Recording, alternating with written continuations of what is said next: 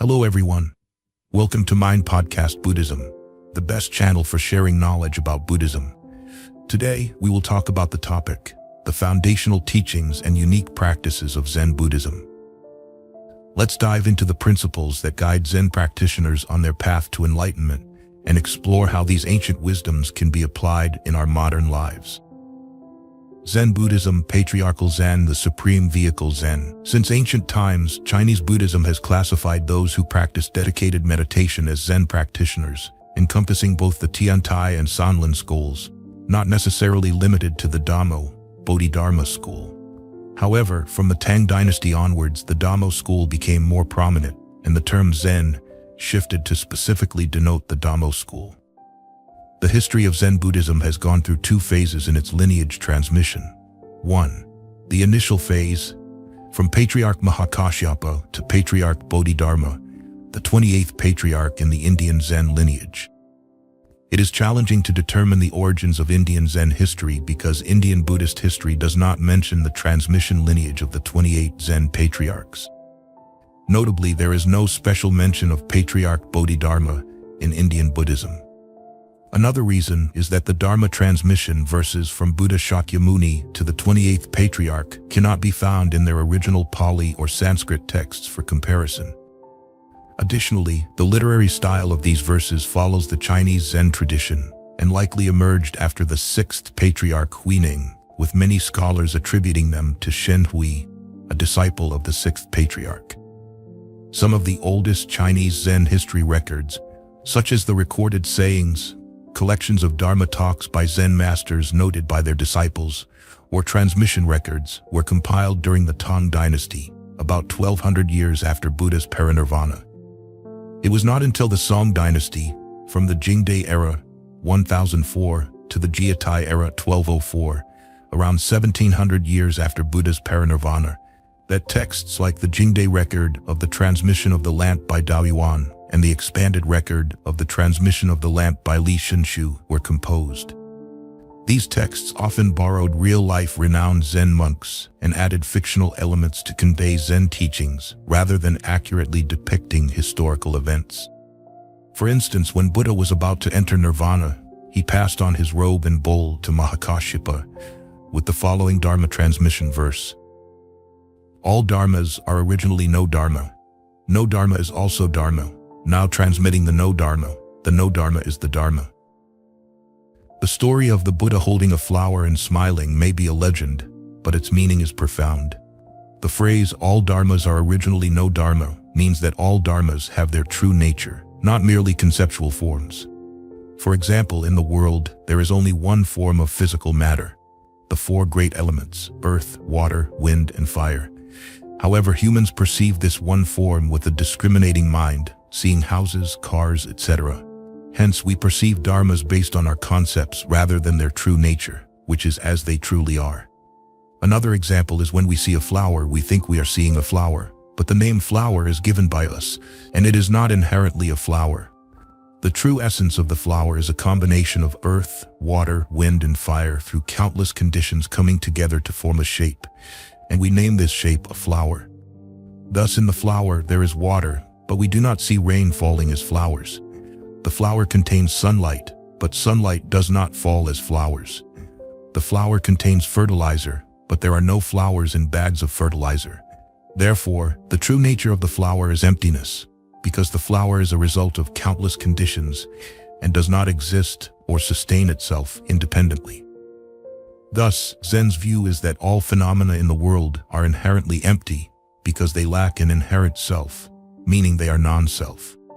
The non-self of Mahayana Buddhism in general, and Zen in particular, is the intuitive knowing, while the non-self of the four foundations of mindfulness meditation is the direct, clear knowing from the experience of the whole body and mind in true mindfulness and awareness. The phrase now transmitting the no dharma is the dharma, illustrates the meaning of the Buddha holding a flower and smiling, because the flower in its true nature is thought to be. This means seeing directly with the seeing nature, not through the discriminating thinking of consciousness. Transmitting the no dharma means transmitting the empty dharma.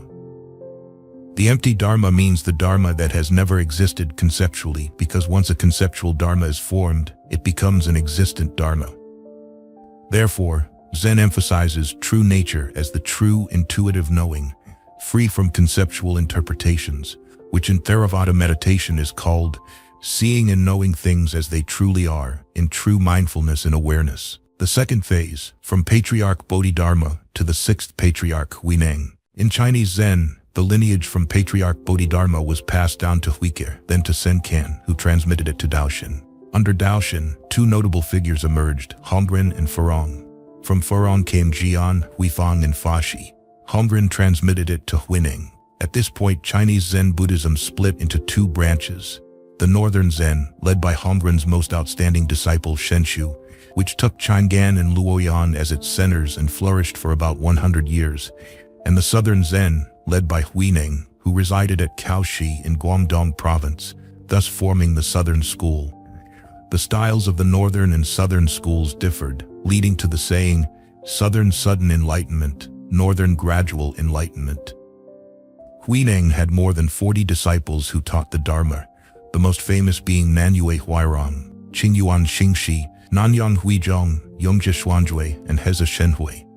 Shenhui founded the Heza school, vigorously advocating the method of sudden enlightenment, emphasizing one thought not arising as the essence of sitting and clearly seeing one's true nature as the essence of Zen.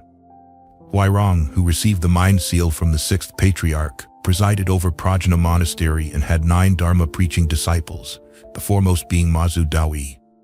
From there emerged 5 other branches: Qishan Lingyo, founder of the Guiyang school; Huangbo Xiun, founder of the Linji school; Faiyan Wenyi, founder of the Faiyan school; Yunmen Wenyan, founder of the Yunmen school; and Liangji, founder of the Caodong school. Although the Patriarchal Zen has many schools and different meditation practices, they all share the common goal of seeing one's nature. While Zen Buddhism recognizes 33 patriarchs, Bodhidharma is especially revered for giving Zen its distinctive characteristics. However, it was the sixth patriarch Huineng who brought Zen to its zenith, and the system of sudden enlightenment was later transmitted to neighboring countries such as Korea, Japan, and Vietnam. As Zen began to flourish in China, it became known as Patriarchal Zen, meaning the Zen lineage originating from the patriarchs. Consequently, the Chinese also called it the Supreme Vehicle Zen, the highest Zen in the world. The formation of Mahayana Buddhism went through many stages, absorbing different philosophical currents from various patriarchs. For example, in the early Mahayana period, there was the concept of all phenomena are essentially empty, leading to the formation of the Madhyamaka, Prajnaparamita, school by Nagarjuna and his disciple Aryadeva. When the doctrine of the middle way emerged, the concept of two truths became a standard in many different Mahayana theories. Before adopting Nagarjuna's Madhyamaka philosophy, the Chinese did not understand the differences between the Theravada and Mahayana traditions. Nagarjuna introduced Madhyamaka into Mahayana Buddhism, creating a clear distinction between the two doctrines, likely causing a rift within the Chinese Buddhist community. Mahayana scriptures unhesitatingly criticized Theravada teachings, even using terms like withered seeds to refer to arahants who did not aspire to Mahayana. Nagarjuna's thought developed the Prajnaparamita wisdom to realize the true emptiness, which transcends language and literature, apprehended only through one's true mind. Nagarjuna asserted that although truth has 2 levels, conventional and ultimate, only the ultimate reality is the highest truth. This is the realm of the unborn, undying, unchanging, eternally being, as it always is, where there is no distinction between birth and death, or between samsara and nirvana. In the Madhyamaka Karika, Nagarjuna's truth of emptiness is widely applied through the dialectic of 8 negations: neither arising nor ceasing, neither permanent nor impermanent, neither identical nor different, neither coming nor going. Consequently, Mahayana practitioners mistakenly believe that the conventional truth, Theravada teachings, that Buddha taught to sentient beings is incomplete, because Theravada practitioners have not realized the transcendent wisdom of Prajnaparamita, despite Nagarjuna emerging nearly 800 years after Buddha. Fundamentally, the Prajnaparamita doctrine focuses on the 2 truths, conventional and ultimate. To recall, Emperor Liang Wu of the Liang dynasty, who wore monastic robes, taught the light-emitting Prajnaparamita Sutra, built temples and ordained monks, was revered as a ruler with a Buddhist heart. The emperor, along with Master Lu Yu, discussed the ultimate and conventional truths. The conventional truth elucidates the not empty, things not being non-existent, while the ultimate truth elucidates the not existent, things not being existent. Ultimately, the conventional and ultimate truths are not two, meaning the supreme meaning of the noble truth. According to the emperor, this is the most profound and mysterious aspect of the teachings. However, due to delusion, the true arises. So true and deluded are two interdependent and inseparable categories, but the true nature is eternally unchanging, known but inexpressible. Thus, when Patriarch Bodhidharma met Emperor Liang Wu, the emperor self-satisfiedly asked the patriarch, "What is the supreme noble truth?" The patriarch replied, "Empty and clear, without sates," meaning absolutely empty and clear, without any saintly essence. How can truth be explained? And the emperor questioned it. The patriarch's curt reply left the emperor feeling as if he had been splashed with a cold bucket of water, and the patriarch silently crossed the river to Wei, going straight to Mount Shaoxi without a word. In the Middle Period, Mahayana Buddhism introduced the Tathagatagarbha, embryonic Buddha doctrine, followed by the Yogacara, consciousness-only school founded by Asanga and his brother Vasubandhu. This school used the idealistic perspective to explain the abstract, metaphysical, spiritual world. Therefore, when Mahayana thought entered China, the Chinese accepted all these streams as Buddha's teachings without investigating their origins. As they delved deeper into the philosophy, literature, and scriptures, they became more confused, unable to distinguish the path, the truth, the means, or the goal, often mistaking the means for the end, clinging tightly to the scriptures. At the point of utter confusion, Bodhidharma appeared as a savior with his four-line verse.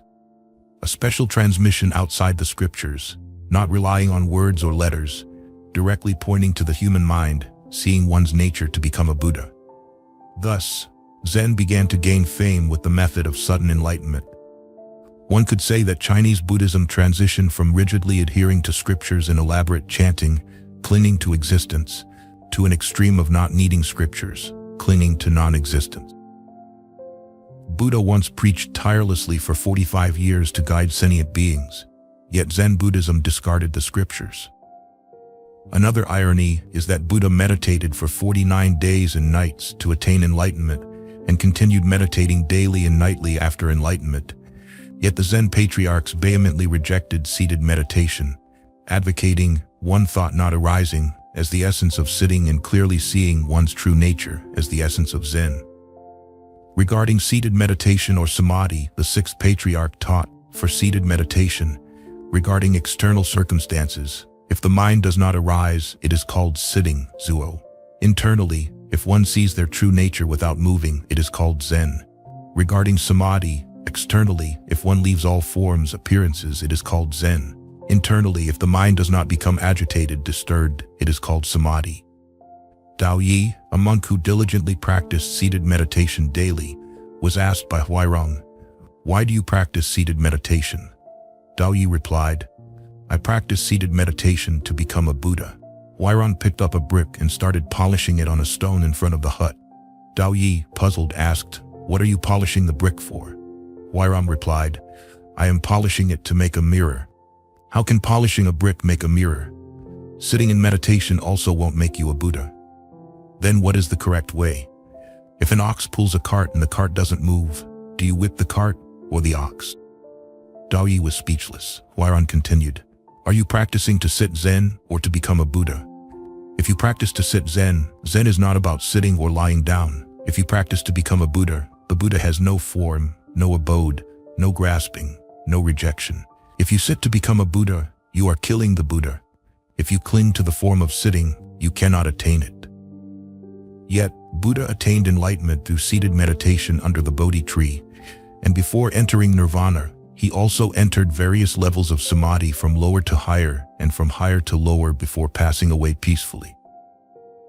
The Blessed One entered the first jhana. After exiting the first jhana, he entered the second jhana. After exiting the second jhana, he entered the third jhana. After exiting the third jhana, he entered the fourth jhana. After exiting the fourth jhana, he entered the realm of infinite space. After exiting the realm of infinite space, he entered the realm of infinite consciousness. After exiting the realm of infinite consciousness, he entered the realm of nothingness. After exiting the realm of nothingness, he entered the realm of neither perception nor non-perception. After exiting the realm of neither perception nor non-perception, he entered the cessation of perception and feeling. At that time, Venerable Ananda said to Venerable Anuruddha, "Venerable Anuruddha, the Blessed One has passed away. Venerable Ananda, the Blessed One has not yet passed away. He has just entered the cessation of perception and feeling." Ananda did not know this because he had not yet attained the holy fruit. Then, after exiting the cessation of perception and feeling, he entered the realm of neither perception nor non-perception. After exiting the realm of neither perception nor non-perception, he entered the realm of nothingness. After exiting the realm of nothingness, he entered the realm of infinite consciousness. After exiting the realm of infinite consciousness, he entered the realm of infinite space. After exiting the realm of infinite space, he entered the fourth jhana. After exiting the fourth jhana, he entered the third jhana. After exiting the third jhana, he entered the second jhana. After exiting the second jhana, he entered the first jhana. After exiting the first jhana, he entered the second jhana. After exiting the second jhana, he entered the third jhana. After exiting the third jhana, he entered the fourth jhana. After exiting the fourth jhana, he immediately passed away. By deeply entering samadhi, wisdom arises, enabling practitioners to eliminate all defilements and escape the cycle of birth and death. Samadhi is energy and power, and wisdom is the catalyst to open the eye of the mind and realize the truth. Without wisdom, practitioners can only experience superficial, transient states that are of no benefit and can become obstacles if they cling to them. Thus, the practice of the sixth patriarch Huineng is summarized as: non-thought is the doctrine, formlessness is the essence, and non-abiding is the foundation. What is meant by non-thought as the doctrine? In the Platform Sutra, the sixth patriarch taught, "Good and wise friends, when the mind is not attached to any external circumstances, it is called non-thought. In the midst of thoughts, one is always free from thoughts, not arising thoughts based on circumstances. This is called non-thought. If one ceases all thinking, leading to the cessation of thoughts, one will perish and be reborn elsewhere, which is a great error. Practitioners of the way should examine this carefully. If one does not understand the meaning of the true Dharma, self-deception is bad enough, but encouraging others to follow is even worse, leading to slander of the Buddhist teachings. Therefore, non-thought is established as the doctrine." In this part, the sixth patriarch explains that non-thought means not generating thoughts about thoughts, and not letting the mind be stained by external circumstances. His intention is that when faced with worldly defilements, one should keep the mind from attachment, not giving rise to thoughts of greed, anger, or delusion, seeing all things as they are without seeing them. The same applies to hearing, tasting, smelling, and knowing. Hence, the non-thought the sixth patriarch refers to is indeed right mindfulness. Good and wise friends, what is meant by non and thought? Non refers to non-dualistic views, opposing concepts, non-attachment to all defiling thoughts. Thought refers to contemplating the true nature. True nature is the essence of thought, and thought is the function of true nature. True nature, being inherent, generates thoughts not from the senses but from its own nature. True nature has inherent nature, so it generates thoughts. If true nature had no inherent nature, the senses and forms would cease to exist. Good and wise friends, true nature inherently generates thoughts. Though the six senses perceive, they are not stained by myriad circumstances, and the true nature remains unbound. Hence the saying, skillfully distinguishing the characteristics of phenomena, while in the ultimate meaning, one remains unmoved. This passage returns to the true suchness nature.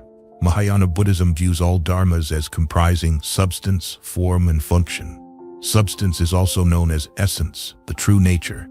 Form is the outer appearance, and function is its use. For example, the calm water deep in the ocean is the pure essence of water.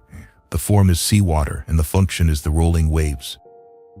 Although people differentiate between substance, form, and function, In reality, they are one and the same, inseparable. This means there can be no waves without water, and the stillness deep in the ocean cannot exist without water. The sixth patriarch equates substance and form as one. Thus, he only mentions substance and function.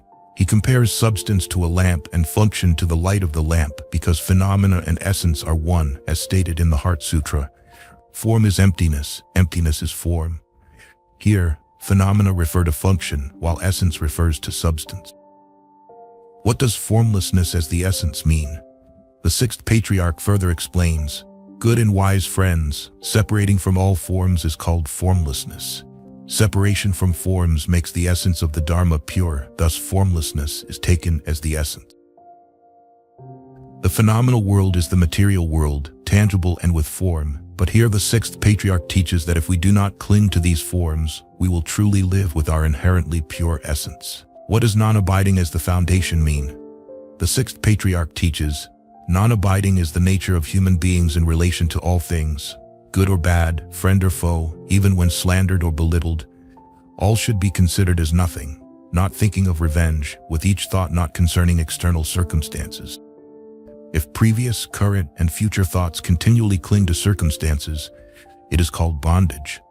Conversely, regarding all dharmas, if each thought does not abide, it is called non-bondage. Thus, non-abiding is taken as the foundation.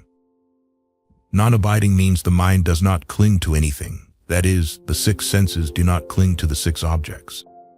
This is to view all dharmas as impermanent and non-self from the perspective of right view and right thought. As the Diamond Sutra says, one should produce a mind that does not abide in anything, meaning if the mind abides, it can never see the truth. Therefore, the entire practice of the sixth patriarch Huineng is based on right mindfulness, right view, and right thought. However, he did not practice seated meditation or enter the states of meditation. Thus, he did not practice concentration and insight meditation. Buddha and his great disciples clearly demonstrated that one must deeply enter the states of meditation and attain the cessation of perception and feeling to eliminate all defilements, attain the three knowledges, become an arahant, and transcend birth and death. Thus, no one in human history has become an arahant or Buddha without following Buddha's exact method. In the Platform Sutra, there is a story where Huiming chased after the sixth patriarch to reclaim the robe and bowl. When Huiming arrived to seize the robe and bowl but could not move them from the rock, he was frightened. At that moment, the sixth patriarch said to him, "Calm your mind and listen to the Dharma. Do not give rise to a single thought." Then the sixth patriarch continued, "Do not think of good, do not think of evil." Here, the sixth patriarch directly pointed to the human mind, meaning he pointed directly to Huiming's mind. Then the sixth patriarch continued, "What is the original face of Venerable Ming?" At this point, the sixth patriarch directly pointed to the true mind because he was speaking directly about the pure Buddha nature of Venerable Ming. Thus, depending on the expedient means and capacities of sentient beings, Zen masters use either directly pointing to the human mind or directly pointing to the true mind. Why did the patriarch say, not establishing words? It means not being dependent on the words of the scriptures. Yet he brought the Lankavatara Sutra with him to China to pass on to his disciples. The patriarch's intention was to break the mistaken belief that understanding the scriptures equates to enlightenment, which is like mistaking the finger pointing at the moon for the moon itself. Transmitting outside the teachings is to enlighten people that the moon is not the finger. This is the Mahayana view, that scriptures are just a raft. As long as people cling to the raft, they will never reach the other shore, which is enlightenment. Thus, the patriarch said not to cling to the scriptures, but to look directly into one's mind to see one's true nature and attain enlightenment. Without turning inward, one cannot distinguish delusion from the true mind. This is illustrated at the beginning of the Sarangama Sutra, when Buddha asked Ananda 7 times about the location of the mind, indicating that the mind is delusion, while the true nature is the inherently pure essence within each person. The true nature is explained in the latter part of the Sarangama Sutra, where Buddha clarifies the true nature, the Tathagata Garbha essence. Realizing and living with this true nature, Sentient beings will see their nature and become Buddha. However, seeing the nature is the seed of Buddha, but to reach the fruit of Buddha, practitioners must diligently practice right mindfulness to eliminate delusions and practice right concentration until fully living with the ever-bright true nature, thus achieving enlightenment. In Buddhism, only enlightenment can free one from the cycle of birth and death, while the sudden enlightenment of Zen masters is merely right view, the first part of the Noble Eightfold Path. Why did Bodhidharma say outside the teachings? Buddhism has two methods, within the teachings and outside the teachings. Using language to transmit the teachings within the framework of Indian Buddhism is called the method within the teachings.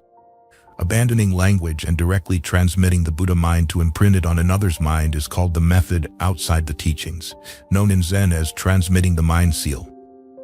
Therefore, Zen is the method outside the teachings. After the encounter with Emperor Wu of Liang, who the Patriarch hoped would help spread Buddhism in China, but seeing that the emperor's capacity was limited and his faith was superficial, Bodhidharma left for Shaolin Monastery in Zhongshan, where he meditated facing a wall for 9 years before passing the seal to the second Patriarch of Zen in China, Huike. Huike passed it to the third Patriarch Senkan, who passed it to the fourth Patriarch Daoshin, and then to the fifth Patriarch Hongren, who finally transmitted it to the sixth Patriarch Huineng. Since Patriarchal Zen does not rely on language but directly points to the mind, using the mind seal to teach disciples, over time, methods like hitting, shouting, or other expedient means have been lost. Today, Zen practitioners seeking to study koans, huadu, or find someone to hit or shout at them for enlightenment is nearly non-existent. Koans, huadu, hitting, and shouting are skillful means Zen masters use depending on the person, applying the right medicine for the right ailment. Therefore, there are many stories about Zen masters' enlightenment, with no two stories alike. Once Patriarch Linji said, "The one without rank lives right before your eyes, going in and out of the face gates. Whoever hasn't seen this, discover it now." A monk asked, "Who is the one without rank?" Linji stepped down, grabbed the monk by the collar, and shouted, "Speak, speak." The monk stood there, dumbfounded, so Linji slapped him, saying, "The one without rank is useless."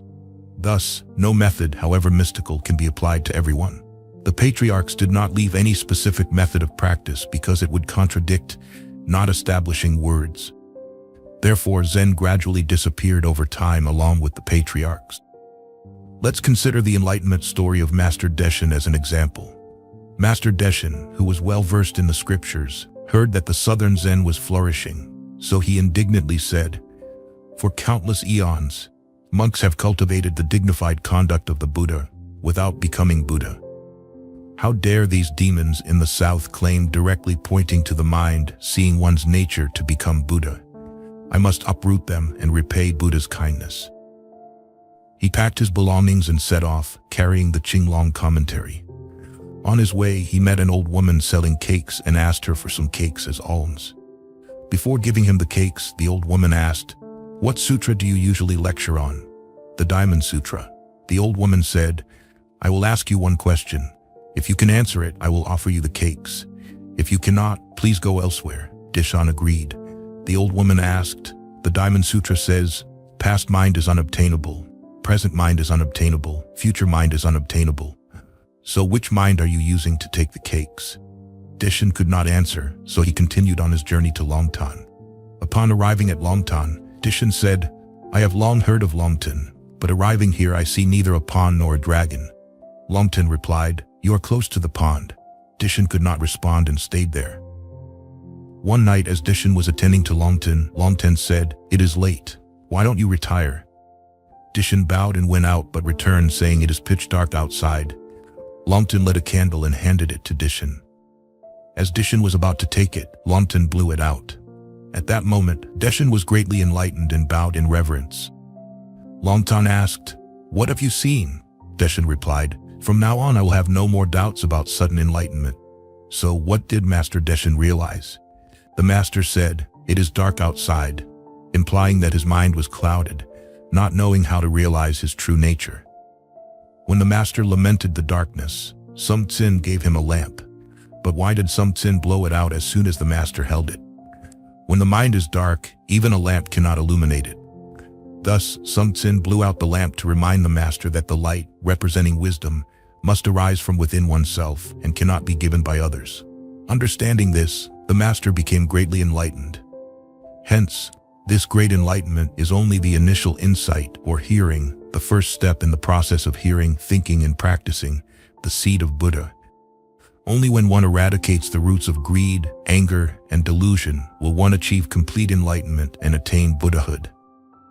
Today, Zen practitioners often memorize the verses and poems of the patriarchs, which is like chewing the leftovers of others without any result. The deeper meaning of the patriarchs is that the medicine depends on the disease, so not everyone can use the same prescription. This also shows that following the wrong path of patriarchal Zen, which is not establishing words and directly pointing to the human mind, is not effective. A monk asked Xuanxia, when the ancient masters taught the Dharma without words using the stick or the whisk, were they showing the ultimate truth of Zen? Xuanxia replied, no. The monk asked again, then what were they showing? Xuanxia lifted the whisk. The monk asked, what is the ultimate truth of Zen? Xuanxia replied, wait until you have awakened. Therefore nowadays, patriarchal Zen has nearly disappeared, even though some Zen masters try to revive and spread it. Expecting to attain sudden enlightenment without shouting or hitting is an illusion. Why? Because Zen must be practiced. One must personally experience and thoroughly understand the workings of the mind to hope to see one's true nature. But why shouting and hitting? According to Mahayana Buddhism, the true mind and true nature are absolute truths, indescribable and inconceivable. So practitioners must turn inward to recognize, directly point to, that true nature. Prime Minister Vu Dich asked Master Dao Tong, what is Buddha? The master asked back, great sir. Yes, replied the Prime Minister, somewhat innocently. Then the master said, what else are you looking for? Even the question of what Buddha is cannot be explained because if explained according to Theravada Buddhism, Buddha is the liberated and enlightened one. But here, Mahayana Buddhism is entangled in the absolute nature, so it cannot be described. The reason is that Buddha now is not the historical Shakyamuni Buddha but the true nature, formless and shapeless, the fundamental non-existence as the sixth patriarch said. So how can it be described? Today, there are Zen masters, but no one is enlightened. Thus, looking for an enlightened person to shout or hit for sudden enlightenment is like searching for a needle in a haystack. A monk asked Huayan, how does an enlightened person return to the deluded world? The master replied, a broken mirror does not reflect, fallen flowers do not return to the branch. Thus, if one is not enlightened and does not know the path of sudden enlightenment, even if one hits a disciple until their head is bruised, they will not achieve sudden enlightenment.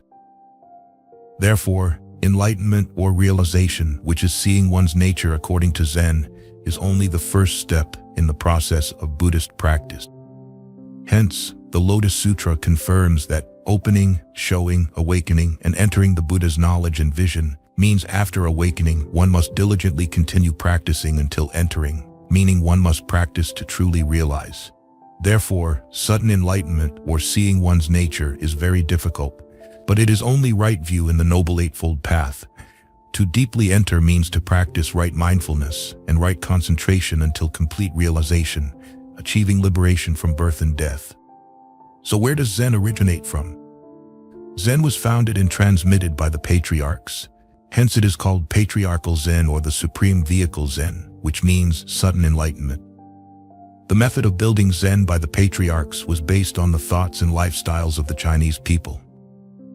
The term sudden enlightenment makes people misunderstand that practicing this Zen method will quickly lead to enlightenment because it is said practice for one lifetime, enlighten in a moment, or practice for 10,000 lifetimes, enlighten in a moment.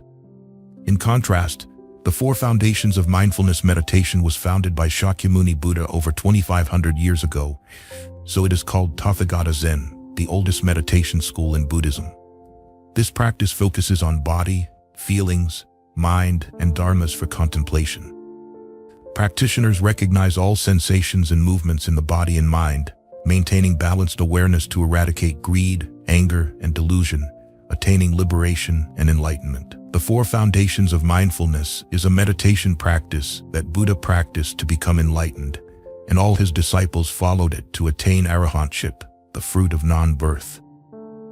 This meditation has been transmitted to many neighboring countries through the ups and downs of Buddhism in India, with Myanmar being the country that has preserved this practice most meticulously through successive generations of meditation masters. In the Satipatthana Sutta, Buddha taught, "Monks, this is the only way for the purification of beings, for the overcoming of sorrow and lamentation, for the ending of pain and grief, for the attainment of the true way, for the realization of nibbana, that is the Four Foundations of Mindfulness." Thus, the Four Foundations of Mindfulness meditation is a method of practice that helps practitioners attain liberation in this very life. This method was practiced by Buddha and all his disciples, leading to liberation and enlightenment. Therefore, anyone who does not practice according to the Four Foundations of Mindfulness is not following the path of liberation that Buddha taught. Today, whether practicing Mahayana or Theravada Buddhism, if one does not practice the Four Foundations of Mindfulness, they lose the foundation for progressing towards the liberation and enlightenment of Buddha.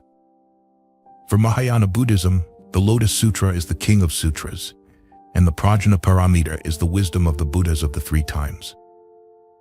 Even the Avatamsaka and the Mahaparinirvana Sutras are extensions of the Four Foundations of Mindfulness Sutra. It can be said that all the profound Mahayana scriptures we have today are like branches, leaves, and flowers, while the trunk is the Four Foundations of Mindfulness Sutra. Mahayana scriptures are like branches and flowers on a tree, but the most important part, often overlooked, is the trunk, the life force of the tree.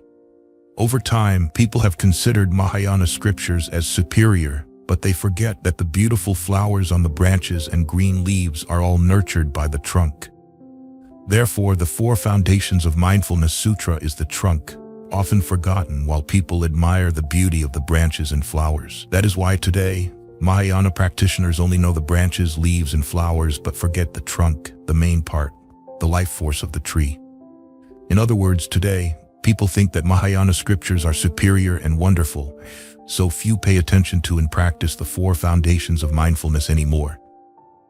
However, if practitioners truly want to follow Buddha's path to liberation and enlightenment without concerning themselves with abstract metaphysical philosophies, the Four Foundations of Mindfulness is the only path to fulfill their vow.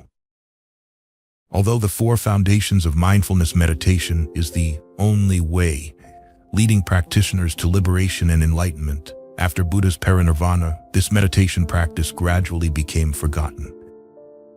As a result, over time there were almost no enlightened individuals, not sudden enlightenment, but complete enlightenment. Since the emergence of Zen in China, Vietnam, and Japan, the Four Foundations of Mindfulness meditation has been further neglected.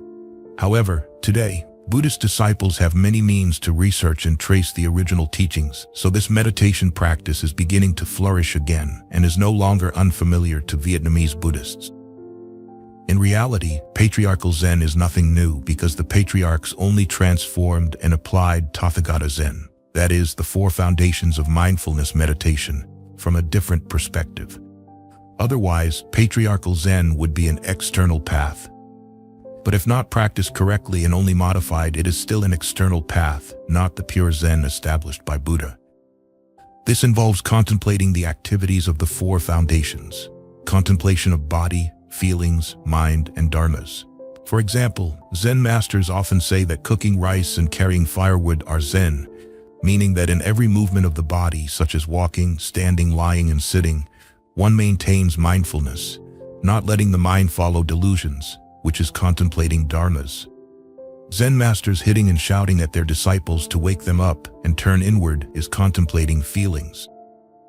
When Bodhidharma told Huike to bring out his mind so he could pacify it, Huike then returned to search for his mind, which is contemplating the mind. Hearing the sound of water flowing, seeing flowers blooming, and recognizing one's true nature is contemplating dharmas.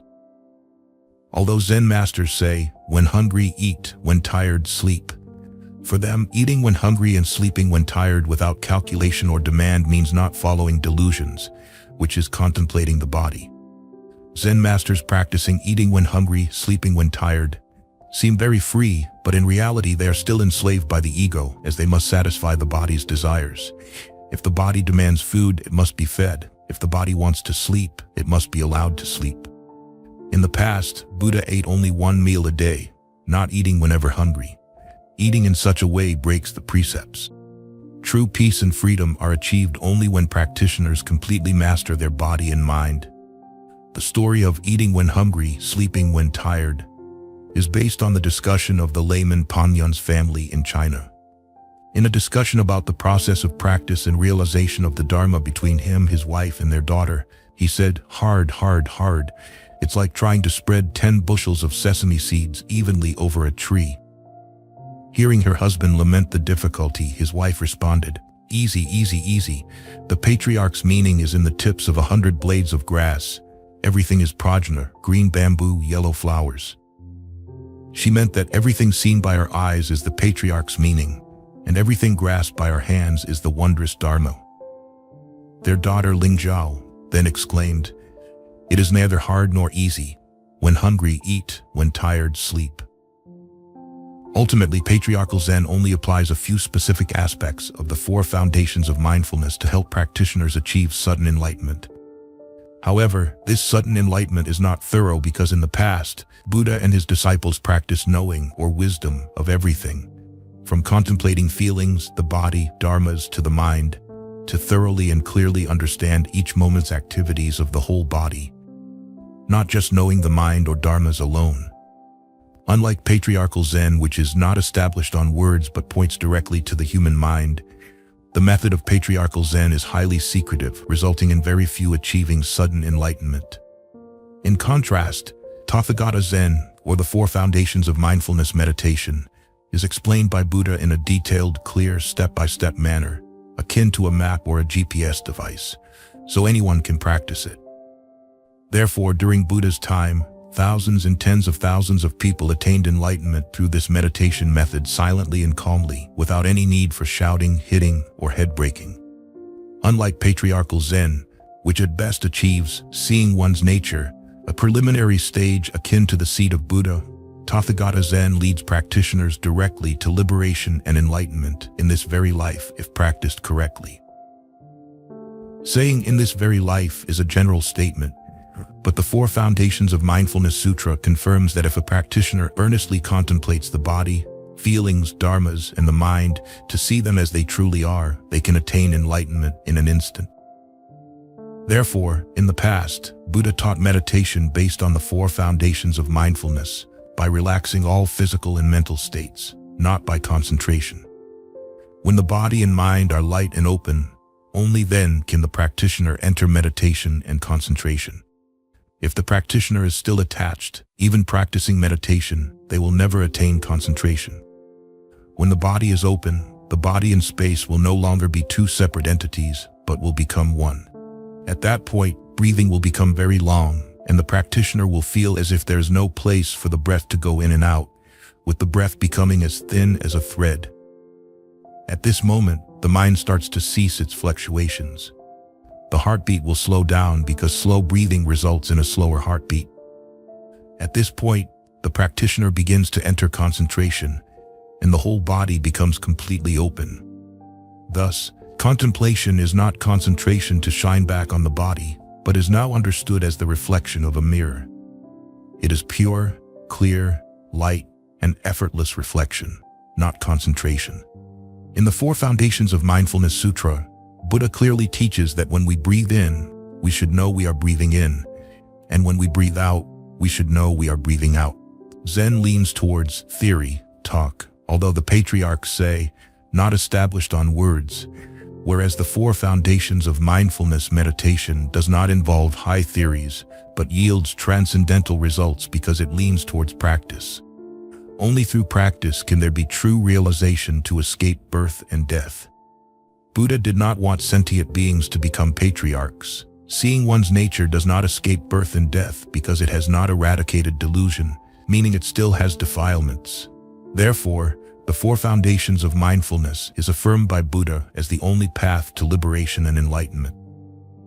The ultimate goal of 4 foundations of mindfulness meditation is to gradually lead practitioners into the stages of wisdom meditation, ultimately illuminating the realization that this body is not me nor mine.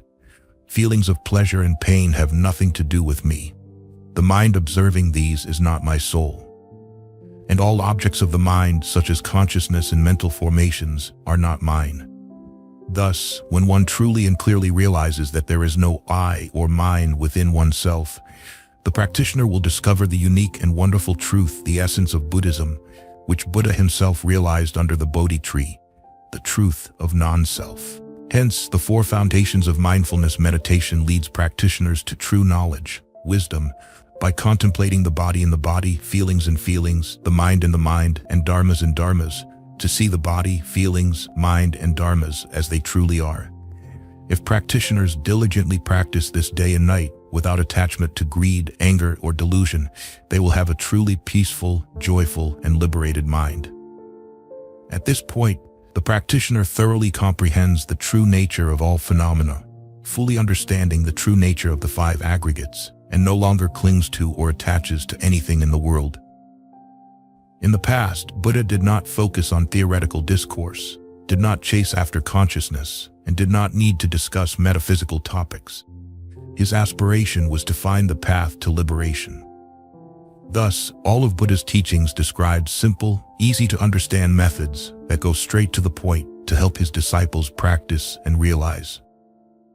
The essence of Buddha's teachings is the 4 noble truths, with the Noble Eightfold Path being the 8 branches that lead practitioners from the ordinary to the noble, with the 4 foundations of mindfulness being the 7th branch, right mindfulness. People usually perceive phenomena through conceptual knowledge or consciousness, meaning through memory or learned knowledge, mostly borrowed from outside sources, seeing only conceptual meaning or names, which are often illusions, not reality. However, the object of wisdom meditation in the form of insight and mindfulness is the true nature of phenomena. Therefore, no practitioner in this world from the time Buddha attained enlightenment until now, wanting to reach the ultimate goal of liberation and enlightenment, has done so without practicing the 4 foundations of mindfulness meditation. In summary, the Chinese believed that the meditation discovered by Buddha was still inferior, so they introduced a new school of meditation called Zen, or the Supreme Vehicle Zen. Instead of following Buddha's path of liberation based on the process of morality, concentration, wisdom to attain liberation, they relied on koans and huatou practiced by schools like Yunmen, Guiyang, Linji, and Chaodong. The patriarchs presented koans for Zen students to think about and solve for enlightenment. If they knew little, they had small enlightenment. If they understood more, they had great enlightenment. The significant difference here is that Buddha wanted sentient beings to gradually eliminate greed, anger, and delusion, so the mind could be peaceful and enter concentration. In contrast, Zen presents subjects to think about, leading to intense mental effort, but without reducing greed, anger, and delusion. What is the use of enlightenment? Since the inception of Buddhism until now, no one in the world has dared to claim that their meditation or liberation ability is higher than Buddha's. Yet, the Chinese dare to assert that their Zen or Zen Buddhism is superior to the meditation discovered by Buddha, calling it the Supreme Vehicle Zen. Since Bodhidharma entered China, has anyone become a Buddha through this Supreme Zen method? Instead of teaching students to live within the framework of humanistic ethics, gradually eliminating greed, anger, and delusion, Zen students must mentally exhaust themselves with koans. What good is great enlightenment? Does it reduce greed, anger, and delusion? Does it teach living a virtuous life? Or do they continue to compete like the Chinese patriarchs? Buddha's meditation relaxes the mind and gradually leads it to peace and concentration for happiness. Conversely, patriarchal Zen suppresses the mind, making meditation increasingly uncomfortable and restricting. That is why in the past, the 6th patriarch and his disciples did not practice seated meditation, and he did not allow his disciples to practice it. In a narrow sense, Zen Buddhism neither has nor accepts any doctrine, as any expression in the form of words can become an obstacle for practitioners. However, from a broader perspective, this view of not establishing words, can be seen as a distinctive doctrine of Zen itself. Understood this way, the doctrine of Zen Buddhism is to use all teachings merely as tools to aid in practice to achieve enlightenment, while practitioners must remember not to be attached to these tools. When Bodhidharma crossed the sea to China to establish Zen Buddhism, he brought the Lankavatara Sutra with him and later passed it on to the second patriarch, Huiki. The sixth patriarch, Huineng, attained enlightenment upon hearing the Diamond Sutra. Therefore, Zen Buddhism often refers to these two sutras as the foundation of Zen teachings. Based on these foundational teachings, combined with the enlightenment experiences of the patriarchs, many texts have been written and circulated within the Zen tradition to help students understand the principles and methods of practice. Among these, two texts are considered the most important. The first is the record of the transmission of the lamp, which records the teachings of Bodhidharma. The second is the Platform Sutra of the sixth patriarch, which records the teachings of Huineng. Additionally, there are many collections of sayings, such as the Blue Cliff Record and the Gateless Gate, which record the verses and commentaries of Zen masters and are often seen as crucial hints for practitioners, aiding them in reaching enlightenment more easily. However, the most important doctrine of Zen remains the focus on self-cultivation and self-realization, without accepting any guidance or instruction from others, even if they are teachers. All teachings can only be seen as suggestions, and the practice to achieve enlightenment must be found and practiced by each individual themselves. Thank you for listening. If you found this video helpful, please share it with those who might benefit from it. Don't forget to leave your thoughts in the comment section below, hit the like button, follow, and turn on the notification bell. This is how you can show your support for me. Once again, thank you very much, and see you in the next videos. The Silent Journey, 30 Zen Stories from Zen Masters to Enlighten You. Welcome back, everyone, to Mind Podcast. Reading and enjoying these short stories from the classic Zen forest will help you grasp the unique charm of Zen's philosophy in a natural and comfortable way. Although Zen is profound, its form is extremely simple and lively, aiming directly at the heart without needing words. Each story in this book fully embodies the wisdom of Zen masters and Buddhist classics, containing countless genuine meanings about life. It is indeed an excellent book for life's enlightenment. 1. The Laughing Buddha. Zen Master Budai lived during the Five Dynasties period in Fenghua County, Zhejiang. He believed he could harmonize with the principles of the Buddhas above and align with the opportunities of sentient beings below, so he called himself Che Chu, the Laughing Monk. Due to his large physique, he was also nicknamed Chang Ding Zi, long-eared. Budai often walked around with his chest bare, speaking freely, and carrying a cloth sack over his shoulder with a rosary in his right hand. He wandered everywhere, begging for alms and putting whatever he received into his cloth sack. Therefore, people called him the Laughing Buddha. One time, when the Tiantom temple in Zhejiang was holding a ceremony, the monks took their seats one by one. Laughing Buddha appeared from nowhere, sat in the abbot's seat in the dining hall without any hesitation, and started joking. The dining hall master saw this and without hesitation tried to pull him down. However, Laughing Buddha remained firmly seated. Even when the disciplinary master came to pull him down, he sat still like Mount Tai. When the abbot was about to arrive, the dining hall master hurriedly went to the middle of the hall, pinched Laughing Buddha's ear, and stretched it out over 10 feet. But he still didn't move. Everyone was astonished. The abbot saw this and said to the dining hall master, "Let him sit there, I'll sit in the back." From then on, whenever Laughing Buddha came to the dining hall, he would sit in the center without hesitation. This incident inspired a poem at the Tiantom temple in Zhejiang. Maitreya's true nature in the poor settles in the central seat. The disciplinary master's tug makes the ear long. The abbot shows vast kindness by yielding, creating a place for the great seat.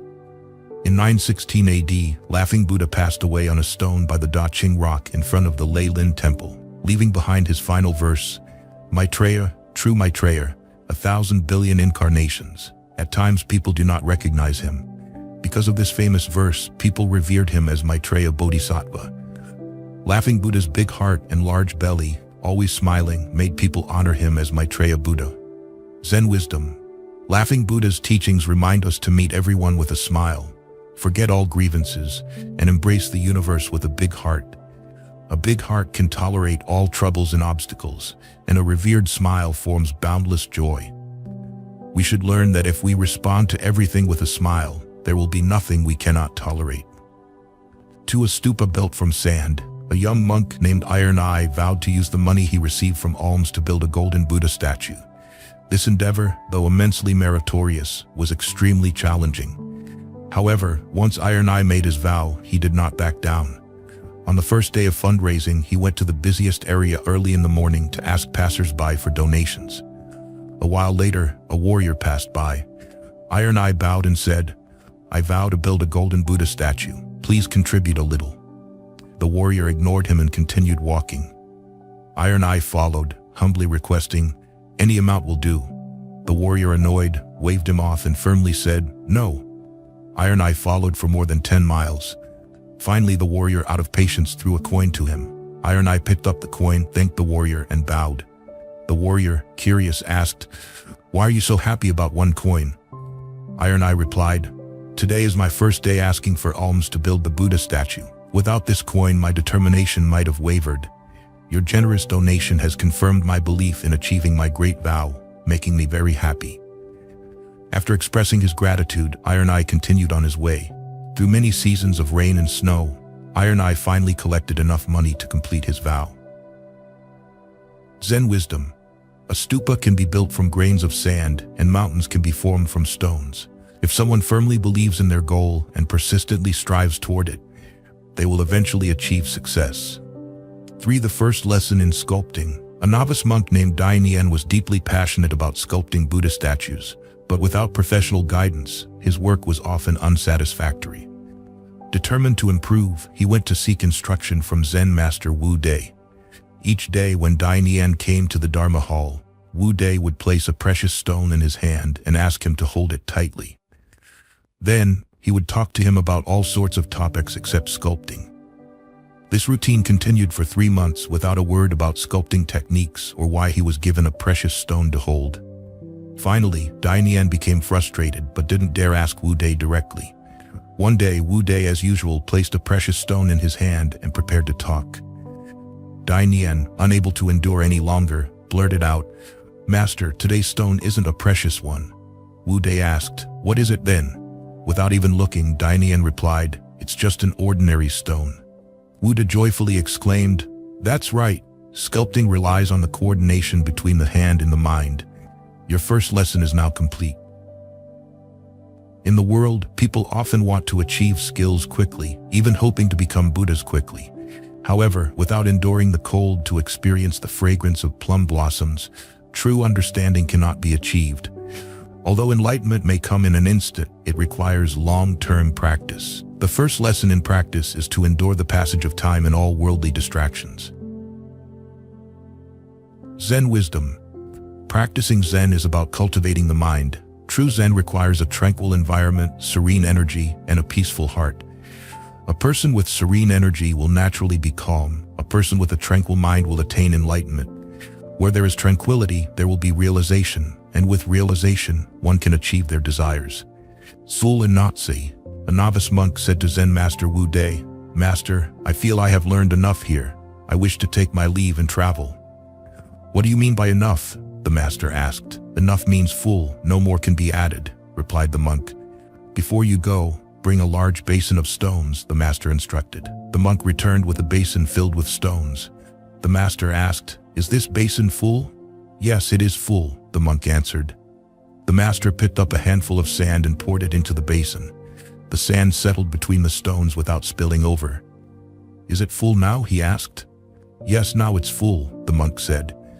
The master then took some lime and poured it into the basin. The lime also settled without spilling. "Is it full now?" he asked again.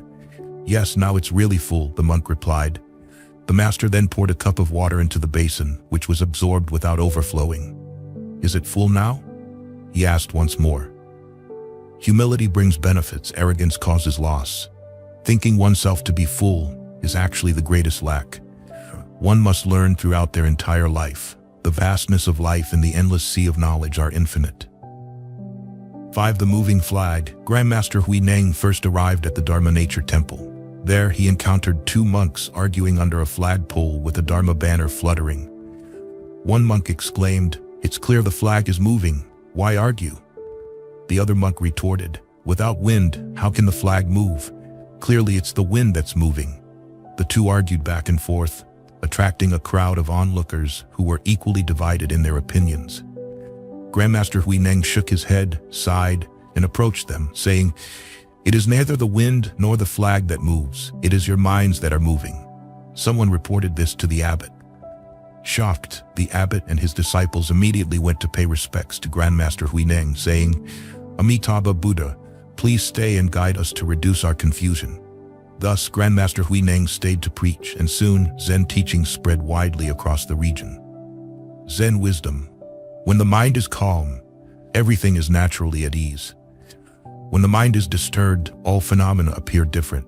Amid the ever-changing external environment, maintaining inner stability enhances one's ability to see clearly. Amidst the moving wind and fluttering flag, keeping a calm heart as steady as Mount Tai is essential. 6. Big and small usefulness. After a devotee had finished worshipping at the temple, he went to the guest hall to rest. As he sat down, he heard a young guest master instructing the elderly Zen master Wu Dei.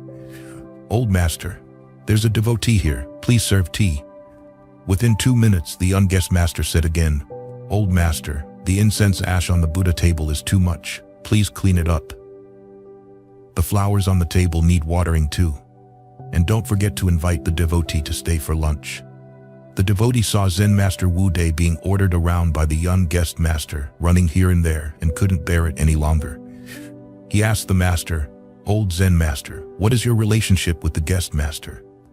The old Zen master, very proud, replied, "He is my disciple." The devotee, puzzled, asked, "If the young guest master is your disciple, why is he so disrespectful to you, ordering you around for everything?" The old Zen master, still joyful, answered, "Having such a diligent disciple is a blessing for me. When devotees come, he takes care of everything. I only need to pour tea without saying much. Normally, he takes care of everything like changing water and incense for the Buddha. I just need to dust. He only asks me to invite devotees for meals, not to cook or make tea. This arrangement is very comforting to me. Otherwise, I would be very exhausted." Still confused, the devotee asked, "Who is greater, the teacher or the disciple?"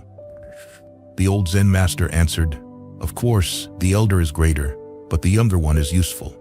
There's a saying, an elder monk is a treasure." Devotees usually offer support more to elder monks than to young ones, believing that elders are more valuable. It's hard to understand that while a young prince may seem small now, he may rule the country in the future. Likewise, a young novice may become a great Dharma king in the future. Zen wisdom. In our families and workplaces, if people were as broad-minded and accommodating as Zen Master Wu Dei, if leaders at all levels, parents and children-in-law, didn't demand absolute obedience, but instead served and cared for each other, mutual respect and cooperation would prevail. A big belly can hold. An ancient statue of Maitreya Buddha, neglected for years, had many damages. The temple invited artisans to repair it. When they opened the belly of the Maitreya to reinforce and refurbish it, the abbot and monks were astonished to find 20 ceramic statues of men, women, and children inside the big belly of the Maitreya. People often admired the bright smile and the large belly of the Maitreya Buddha, sometimes even writing couplets about him. A big belly can contain the intolerable things of the world. A constant smile laughs at the ridiculous people in the world. But how many can truly understand the real reason behind the big belly and constant smile of Maitreya Buddha? Buddhism and its followers can create such profound scriptures in a Maitreya Buddha with such an encompassing view of sentient beings. This reflects true compassion and profound wisdom, making it a masterpiece of humanistic art. With a heart that encompasses others, bearing the responsibilities of parents, friends, and sentient beings, can the belly be small? Can the smile not be radiant? Helping others, helping yourself. There was a narrow, dark alley without streetlights, making it very inconvenient to walk at night. One evening, A monk was passing through this alley on his way back to the temple on the mountain. The alley was so dark that he kept bumping into others, feeling very annoyed. At that moment, he saw a blind man carrying a lamp, groping his way into the alley, which quickly brightened. The monk overheard people saying, "That blind man is so strange, he knows he can't see anything, yet he carries a lamp every night." The monk, intrigued, waited until the blind man approached and asked, "Are you really blind?" The man replied, "Yes, I have been blind since birth. To me, day and night are the same. I don't even know what light looks like." The monk, even more curious, asked, "Pardon my asking, but if you can't see, why do you carry a lamp?" The blind man answered, "To protect myself. I've heard that at night people are like me and can't see anything. That's why I carry a lamp." The monk sighed, "Amitabha Buddha, how compassionate you are." The blind man replied, "No, I do it for myself." The monk asked, "Why do you say that?" The blind man explained, "You just said you bumped into others in the alley, didn't you?" The monk replied, "Yes, I bumped into 2 people just now." The blind man said, "You see, I'm blind and can't see anything, but I didn't bump into anyone. I used to bump into people all the time, just like you. After some thought, I started carrying a lamp. The light helps others see me and prevents them from bumping into me. This method has proven very effective." The monk sighed, "I have traveled far and wide searching for Buddha, not realizing Buddha is right next to me." Zen wisdom. Lighting a lamp for others also allows them to see you, bringing convenience to both. Helping others ultimately helps yourself. Pure Zen. Zen master Yunju, whose secular name was Kim Shi, hailed from Nanchang. From a young age, he achieved enlightenment under the guidance of Zen master Baizhang Mingzhao. He was robust and walked with a steady gait. Every evening, Zen master Yunju would sit in meditation in a cave on a deserted island. One day, some mischievous children hid along his path, waiting for the master to pass by. As he walked past, one child reached down from a tree and tapped the master on the head, expecting to frighten him. Instead, the master stood still and remained calm, not moving at all. The child, scared, quickly withdrew his hand, while the master continued on his way as if nothing had happened. The next day, the children approached Zen master Yunju and asked, "Master, we've heard that there have been ghosts haunting this area recently. Is it true?" The master replied, "Not at all. But we've heard that people have been hit on the head by ghosts while walking." The master calmly responded, "Those weren't ghosts, just mischievous children hiding in the trees." "How can you be sure?" they asked. The master explained, "Because ghosts don't have such slow hands." Then the master continued, "A warrior on the battlefield fears neither life nor death. A hunter entering the mountains fears neither tigers nor wolves. A fisherman entering the waters fears neither dragons nor serpents. What does a monk fear? The answer is one word: enlightenment. When you transcend life and death, there is no longer anything to fear." The children were left speechless. Even in the face of terrifying situations, Zen master Yunju could discern the true nature of events with calm and clarity, recognizing the children's prank for what it was.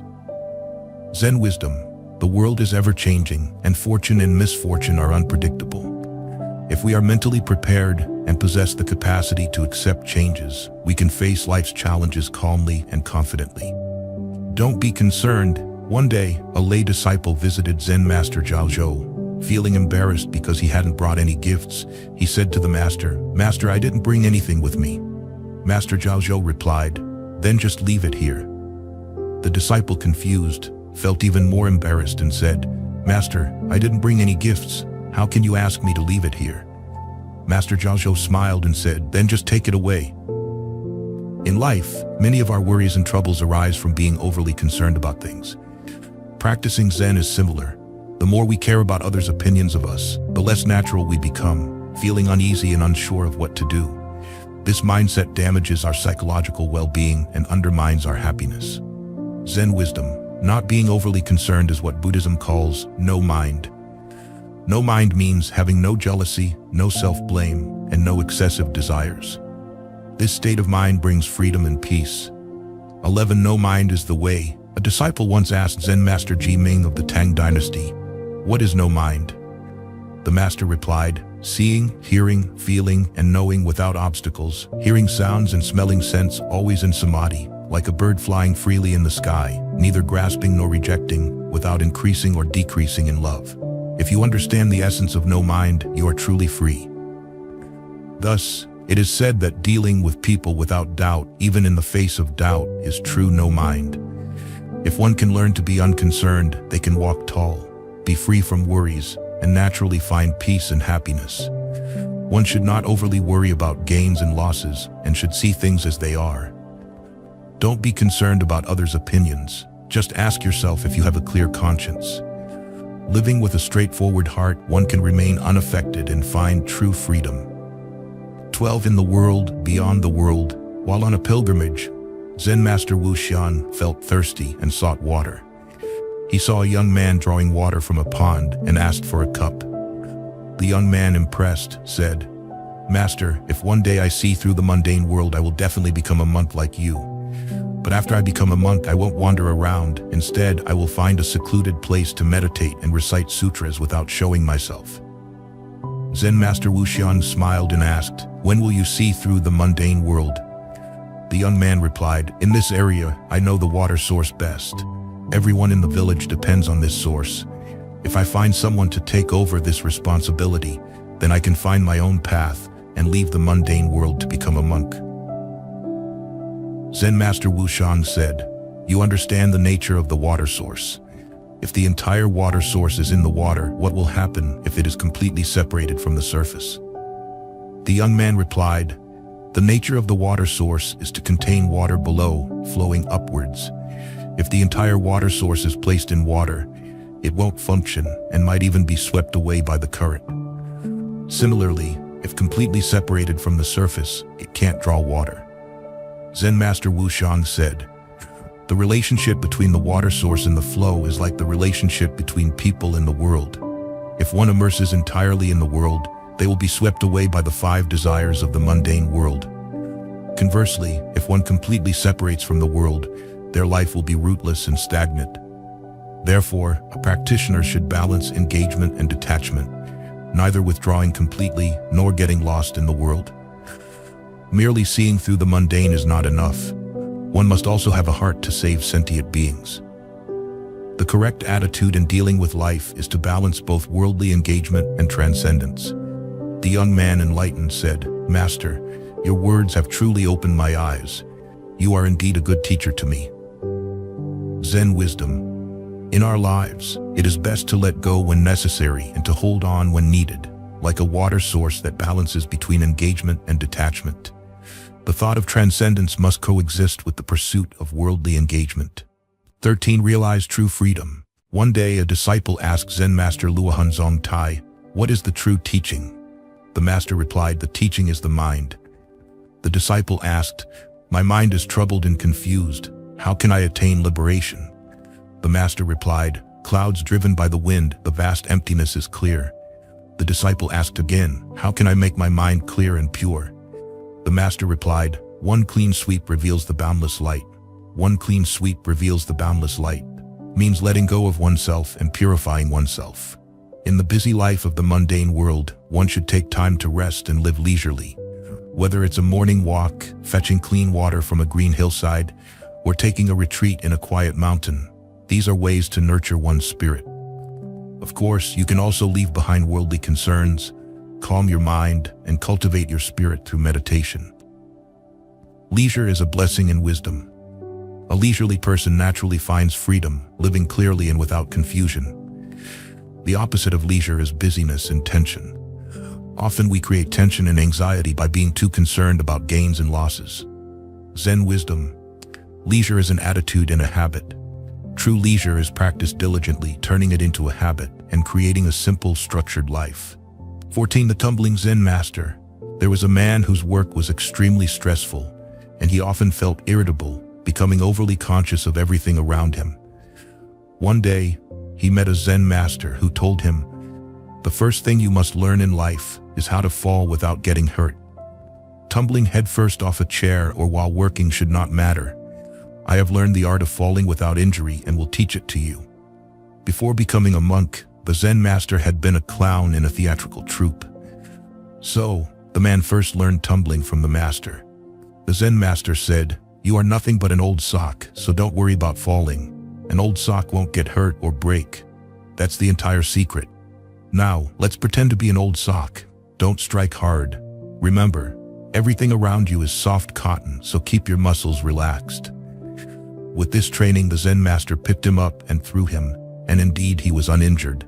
This person trained diligently and, whenever faced with urgent matters, would remind himself not to be tense and to imagine himself as a soft old sock, both physically and mentally. Approach life with ease, not seeing oneself as the center of the universe and not overly concerned with gains and losses.